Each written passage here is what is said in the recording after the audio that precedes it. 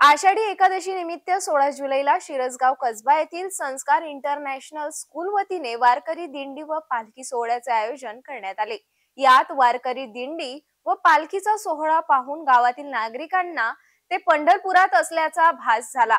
वारकरी दिंडी व पालखी सोहळ्याच्या टाळ मृदुंगाच्या नादामध्ये गावात संपूर्ण भक्तिमय वातावरण निर्माण झाले।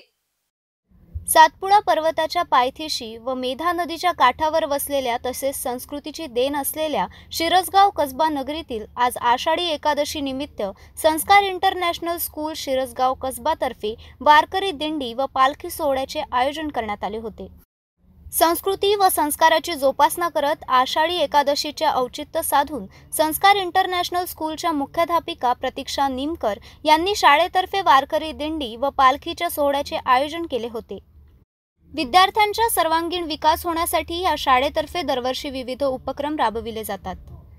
गावकऱ्यांनी वारकरी दिंडीमधील विठ्ठल रुक्माईचे पूजन करून साक्षात दर्शनाचा लाभ घेतला। सदर सोहळा पाहण्यासाठी वारकऱ्यांनी खूप गर्दी केली होती।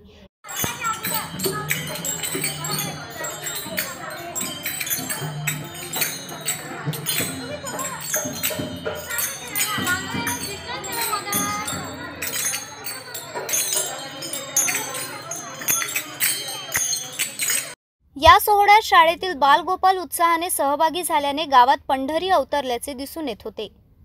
पालखीमध्ये भगवे झेंडे घेऊन निघालेल्या पायदळ वारकरी विद्यार्थ्यांनी टाळ मृदंग हरी विठ्ठल नामाच्या गजराने परिसर दणाणून सोडला।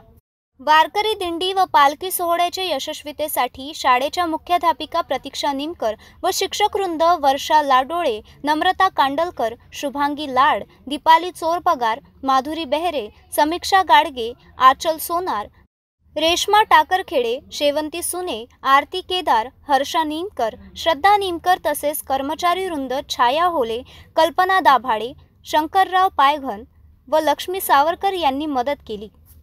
वारकरी दिंडीमध्ये विद्यार्थ्यांनी टाळ मृदुंग व ढोलकी वाजवून विठ्ठल रुक्माईचे दर्शन घेतले। आता वळूया पुढील बातमीकडे।